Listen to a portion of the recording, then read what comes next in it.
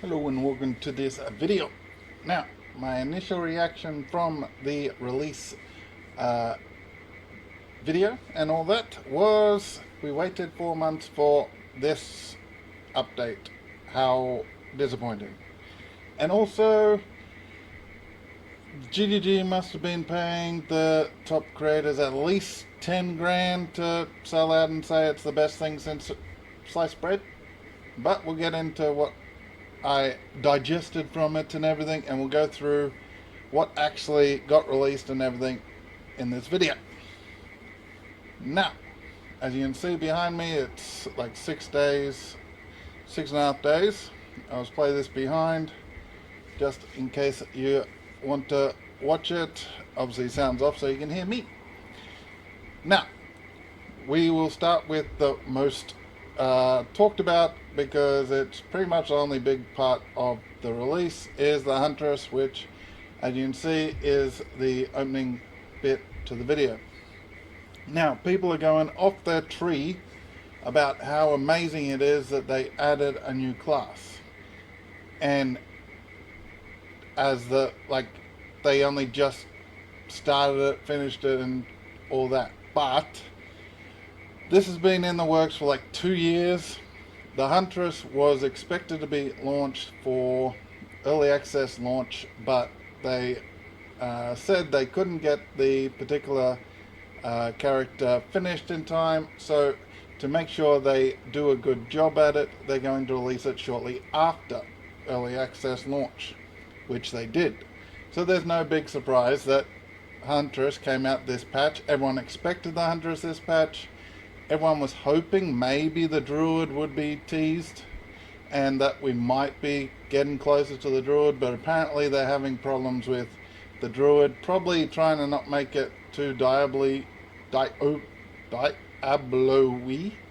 if that's even a word, and trying to be original, and it's probably not coming off very well, is what I would say is the biggest issue.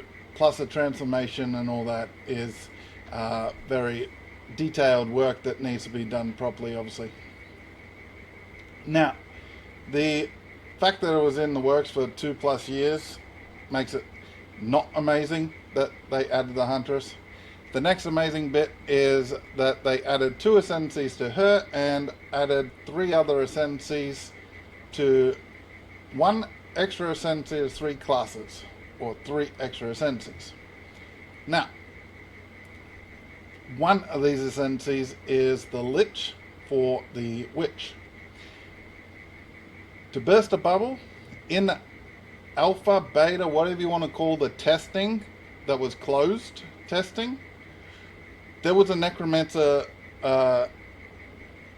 ascendancy already done, at least framework then. It's not like they just created it. It's been in the works for at least, what are we looking at, almost a year now. Close to a year, like around a year. The necromancing ascendancy has been in there, and people that knew that the necromancy ascendancy was part of the closed testing was surprised that it wasn't actually one of the witches' ascendancies, because they tested the ascendancy, so why wouldn't it then be in early access? So they had it for like a year now. The particular warrior, we'll have to play with it, but it doesn't seem like it's all that good as far as, oh, you must go this ascendancy. It depends on what else comes along. They'll probably have to change different mechanics and stuff to bring in that to be powerful, because just standalone, I can't see rare gear being worse than these bits.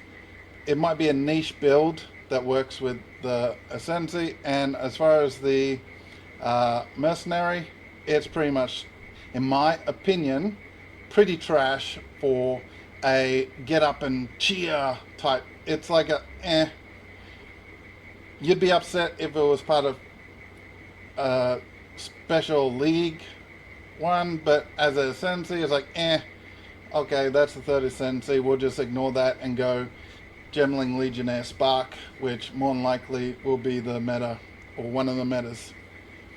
Now, as far as the way the huntress works, pretty much I got it 100% right in one of my last videos.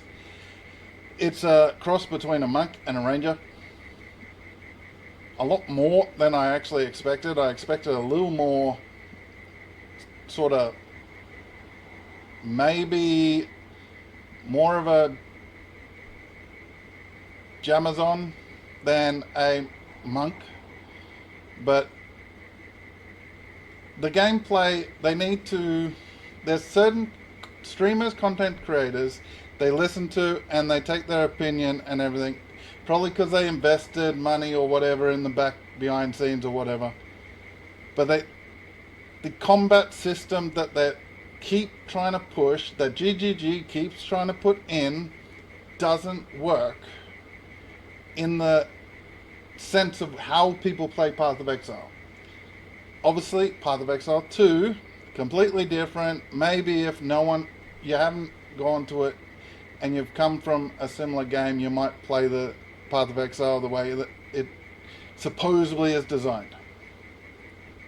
Example of this is one of the skills, I was about to call her an Amazon, huntress.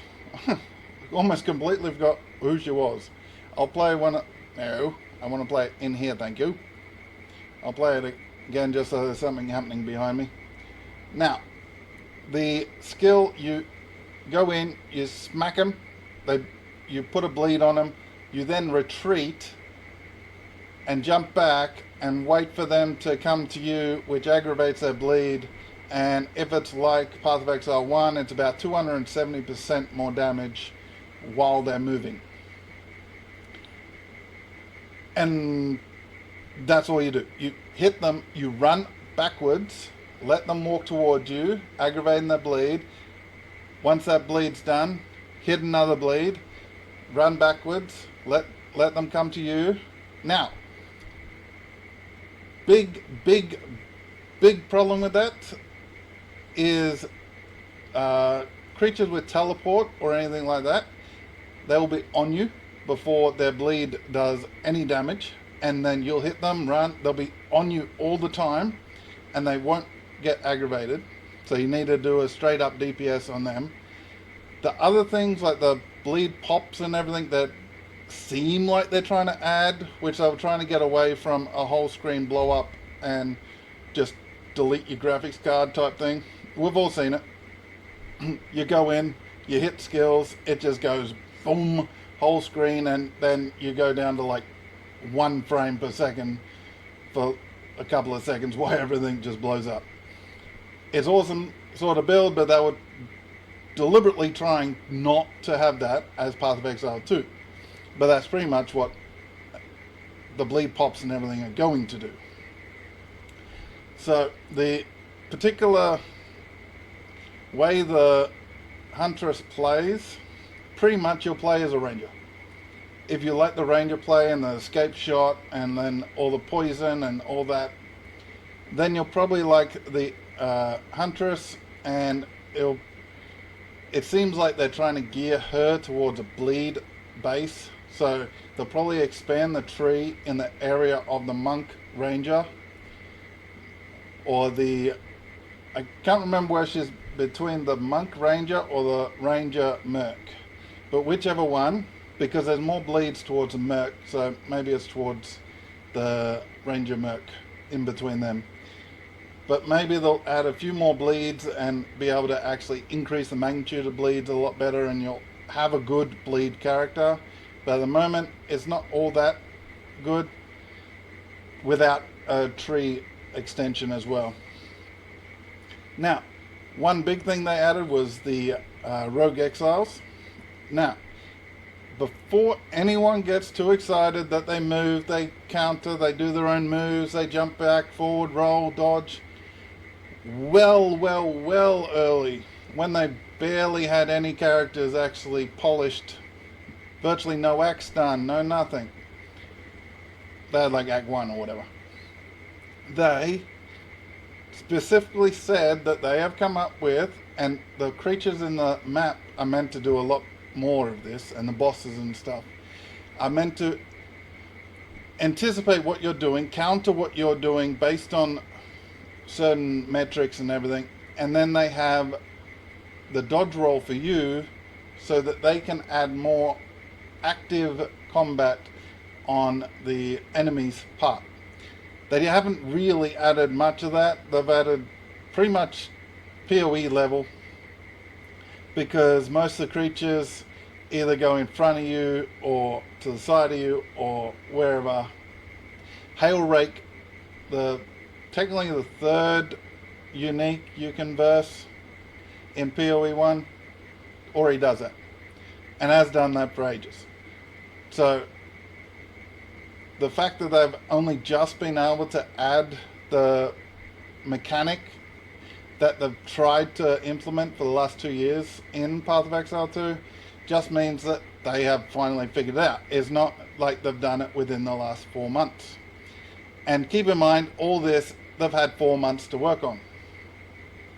And keep in mind, they added 19 ascendancies to Phaeacia League, or whatever her name is, or his, in a month. So adding 5 is not that big a deal. The uniques, most of them seem pretty terrible. The ascendancies that add the ring, unless they then nerf ingenuity and all that, is just going to create a way bigger mess for the economy. They said they are going to start a new league. You can play the old stuff with your currency, or you can start fresh. They recommend you start fresh only because that would give them the best way of actually seeing how broken certain things are and how much they actually need to fix it. But unless they actually change what they plan on doing, if it takes them 4 months to add a class to Path of Exile 2, they still have the Druid. And if they intend on adding the Templar, the Marauder, and the Trickster, and the Duelist, that's 4 months per character. Obviously, if they just copy over the Path of Exile 1 characters over, that might just happen in one big patch. They haven't done any of the acts. They've added really nothing to the end game. They've changed the end game. That could have happened in just a simple update, not some big release like some league launch. Most of that could have just come from a simple update patch. I think they're missing the point of early access, because early access they're treating as if it's a league to league to league. Like 0.2 is a league. It's a patch. In this case, it's a very big patch. I'm assuming 0.2.1 will happen in a month, and that will nerf some of the stuff that people don't really use, or the stuff that completely doesn't work in the balance sense. But then the next big patch won't be probably for another 3 months, because in like 2 months they'll release the 3.26 league. Everyone's expecting them to keep to about the 2 month mark. So in about 3 months, 4 months, they might add another big patch, which I'm assuming, since they don't have enough staff, don't have enough brains, or whatever the problem is, to actually work on both games, they're not going to actually have any of the Path of Exile 2 done whilst they work on Path of Exile 1. And then when they're working on Path of Exile 2, they won't have any Path of Exile 1 done. Like, at this point, it's going to take about 10 years for Path of Exile 2 to actually be finished.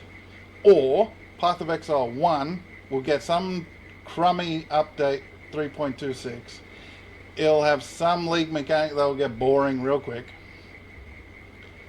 And then the game won't be updated for another like year while they work on Path of Exile 2. So who knows what's happening with the future of Path of Exile 1 until this is actually finished. But the complete patch that is 0.2.0 is pretty much just the huntress got added. Yahoo! That's a character we expected the whole time. A character we expected around this time the whole time. The fact that they added some ascendancies is not enough to pat them on the back, considering one of them already existed, and they've had 2 years, 4 months to actually get them done. They haven't added any more acts. They added some quality of life stuff, and they added Path of Exile 1 gems, Path of Exile 1 this, Path of Exile 1 that. So pretty much it's going to be Path of Exile 1.5, and it's going to continue that way and sort of be a Path of Exile 1.5 / Diablo 4.5. Because it seems like they're trying to take it from like everything. Last Epoch is well behind these days in thing. The fact that they took a backseat to Path of Exile 2 so they could release this just shows how behind they are in where their standing is. But let me know what you think, and let me know whether you're actually like super juiced up for Path of Exile 2, or it's, well, at least Path of Exile 2 is coming back with some fresh content so I can play it, and hopefully I can stay interested until Path of Exile 1 League restart. Or are you actually with the big streamers and everything saying this is the best since sliced bread, they did an awesome job implementing stuff over 2 years worth of work into this patch, oh my goodness, oh my goodness. Let me know what you think. I'll catch you in the next video, and goodbye.